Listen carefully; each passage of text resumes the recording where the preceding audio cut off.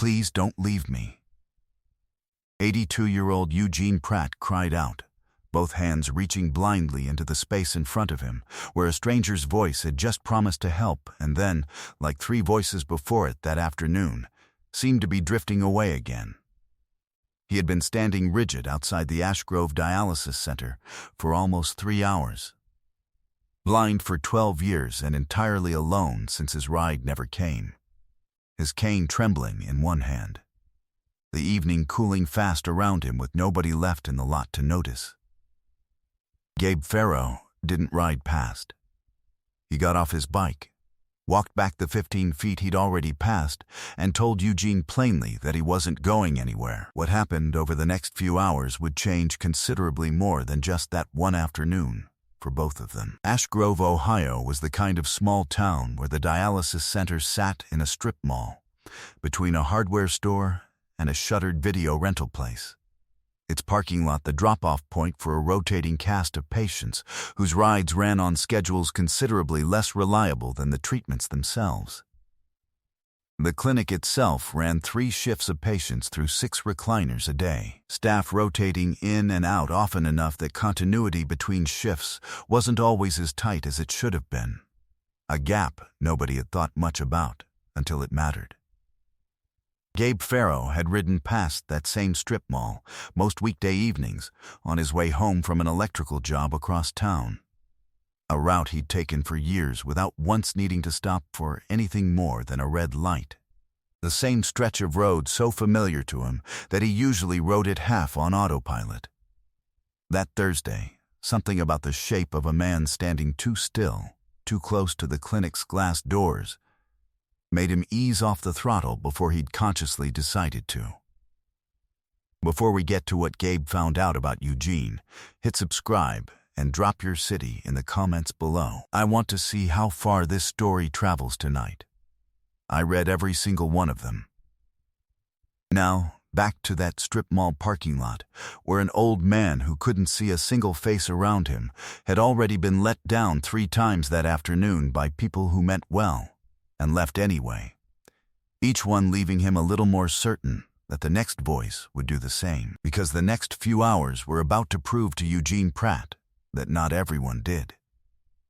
Eugene Pratt had taught high school history in Ash Grove for 31 years before diabetic retinopathy took his sight entirely over the course of 18 difficult months, finishing the job the year after he buried his wife Margaret, who had been slowly going the same way herself before a stroke took her first. He still kept a shelf of the same textbooks he'd taught from for 3 decades, unable to read them anymore, but unwilling to give them up, running his fingers along their cracked spines some evenings out of a habit he couldn't quite explain, even to himself. He had built a careful, disciplined life around the blindness since, learning routes by counting steps and door frames, keeping a meticulous mental map of Ash Grove that had taken him the better part of 2 years to trust completely. A map that had never once failed him inside his own house, or the 4 or 5 routes he walked regularly. 3 afternoons a week, he took dialysis at the clinic 2 miles from the small house he still lived in alone, and his niece Carla, who had moved back to Ash Grove to help him manage life after Margaret died, handled the driving every single one of those afternoons without exception.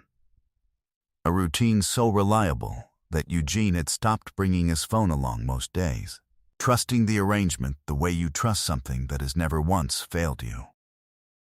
That Thursday, Carla's 10-year-old son Jamie had a seizure at school, his first ever, and Carla had spent the following 3 hours in an emergency room 40 minutes away with a phone whose battery died before she managed to call the clinic to explain, sitting in a hallway chair with her hands shaking too badly to hold the charger cable steady the one time a nurse offered her an outlet. The dialysis center's afternoon receptionist, a woman named Marcia who normally handled ride coordination, had left for a dentist appointment at 4, assuming, incorrectly, that the evening receptionist had already confirmed Eugene's ride before her shift ended. A handoff the 2 of them usually managed with a quick note that had, for whatever reason, not gotten written that particular afternoon. The evening receptionist assumed the opposite, that Marcia had handled it before leaving, And neither woman would learn about the gap until well after the fact. Eugene finished with his treatment at 5 and led out to the curb by a nurse's aide the way he always was, simply stood where he'd been left. Certain, the way he'd been certain every single time before, that Carla's car would be idling at the curb within minutes. It wasn't. 40 minutes in, a woman walking to her car had noticed him standing rigid by the door and asked if he needed anything. And Eugene, embarrassed, had said he was just waiting on his ride, thank you. And she'd nodded and gotten in her car and driven off, the exchange over before he'd fully processed that she wasn't going to stay, her taillights already gone by the time he'd finished thanking her properly. An hour later, a delivery driver dropping off a package next door had asked the same thing, gotten a similar answer, and left the same way. His van pulling out of the lot while Eugene was still turned toward where the voice had been. A third person, an older man locking up the hardware store, had offered to call someone for him. And Eugene, still certain Carla would arrive any minute, had declined. A decision he began regretting within 20 minutes of the hardware store's lights going dark and the man's own car pulling away down the street. By the time the evening had cooled considerably, and Eugene's own untreated anxiety had curdled into something closer to panic, 3 kind but brief interactions had taught his body, if not quite his mind, that voices approaching meant nothing about whether they'd stay. And each departure since had landed a little harder than the one before it. Gabe pulled his bike into the lot and killed the engine. And the sudden quiet after the noise of the engine seemed to unsettle Eugene further rather than reassure him. His head turning sharply toward the new sound without the ability to see what had caused it. His cane rising slightly in front of him, the way a person braces without meaning to. "Sir, are you all right?" Gabe said, keeping his voice low and steady as he walked closer, deliberately slowing his own steps so the sound of them wouldn't seem to be closing in too fast. Eugene's hand shot out, closing around empty air before finding Gabe's sleeve, gripping it hard enough that his knuckles had gone pale. "Please don't leave me," he said, the words breaking apart as they left him.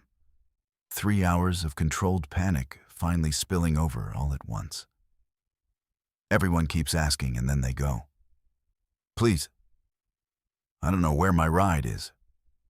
I can't see to find my own way home." Gabe didn't try to pull his sleeve free. He crouched down instead, so his voice would come from lower, closer, less like someone about to leave, his knees settling into the same gravel Eugene had been standing on for hours. "I'm not going anywhere," he said. "I'm going to stay right here until we get this sorted, however long that takes. You have my word." He said it slowly, plainly, the way you'd want a promise said if you couldn't see the face making it. And something in Eugene's grip loosened slightly, though he didn't let go of the sleeve entirely, his other hand finding Gabe's forearm as well, as though one point of contact alone wasn't proof enough yet. Gabe called the clinic's after-hours line first, and once a supervisor finally connected him with the day's notes, he pieced together enough of what had happened to understand nobody had actually confirmed Eugene's ride at all. The handoff between shifts simply never happening. He found Carla's name and number in Eugene's wallet, with Eugene's careful permission, patting the old man's coat pocket to guide his own fingers to it since Eugene couldn't point the way himself, and reached her just as she was walking out of the emergency room with Jamie, stable now but exhausted. Her own phone finally charged enough to power back on. Carla's voice cracked with relief and horror in equal measure when Gabe explained where he'd found her uncle and how long he'd been standing there. "I am so sorry," she said. "I couldn't call. My phone died. I didn't know who else." Gabe cut her off gently. "He's safe," he said. "That's the only part that matters right now. Take your time getting here. I'm not leaving him." He sat with Eugene on the clinic's low-brick planter for the better part of an hour, keeping up a steady, easy conversation about nothing in particular. Mentioning his own bike, asking Eugene about the years he'd spent teaching, listening to stories about a classroom Eugene clearly still missed more than he usually let himself admit, a lesson on the Cuban Missile Crisis he still apparently taught better than any textbook could manage. Eugene's grip on his sleeve loosened by degrees as the conversation went on, his shoulders coming down from around his ears bit by bit, and by the time Carla's headlights finally swung into the lot, badly shaken and apologizing before she'd even gotten out of the car, Eugene was laughing quietly at something Gabe had said about a bad first attempt at fixing his own bike's wiring years earlier. Carla thanked Gabe more times than he could keep track of, standing in the parking lot with one arm around her uncle and the other pressed to her own chest, as though trying to keep her heart from continuing to race. And Gabe told her plainly there was nothing to thank him for beyond doing what anybody should have done the moment they saw an old man standing alone in a parking lot for 3 hours. He gave her his number before she drove off, telling her, and meaning it, to call if anything like this ever happened again, rather than let her uncle stand there wondering if the world had simply forgotten him. Gabe mentioned what happened to his chapter that same week, and rather than let it end as a single afternoon's good deed, a handful of members worked out a standing arrangement with the clinic directly. A phone tree of 3 writers, Gabe included, who could be reached within 20 minutes on any afternoon Carla's schedule fell through. An informal backup nobody had thought to build until one bad Thursday made the gap in the system impossible to ignore. The clinic itself changed its ride confirmation protocol within the month, requiring a signed confirmation from an actual staff member before any patient was walked out to the curb, rather than an assumption passed silently between shifts. A change the clinic's director credited directly to Gabe's account of that evening, when he came in personally to explain what he'd found. Gabe visits Eugene most Sundays now, and has taken to describing his motorcycle rides to him in enough detail, the smell of the road changing near the reservoir, the particular hum of the engine on the highway overpass, that Eugene says he can practically feel the road under him just from listening. Eugene finally agreed, after months of Gabe asking, to try a slow ride around the block in a borrowed sidecar, gripping the frame with both hands the first few minutes before he let himself relax into it, and told Gabe afterward, grinning in a way Carla said she hadn't seen from her uncle in years, that it was the closest he'd felt to his old life since he lost his sight. Wind and engine noise doing a version of what sight used to do for him, filling in a world he could no longer see with something just as real. Carla has since started leaving her own phone charged and within reach every single dialysis afternoon, a small habit she says she'll likely keep for the rest of her life, regardless of how unlikely a repeat seems. He asked a stranger not to leave him, certain by then that everyone eventually did. That stranger never did, and has made sure every week since that Eugene never has reason to wonder again, the promise made in a parking lot outstanding still, kept one ordinary Sunday at a time. If you believe a promise to stay should always be kept, tell us where you're watching from tonight. I read every comment,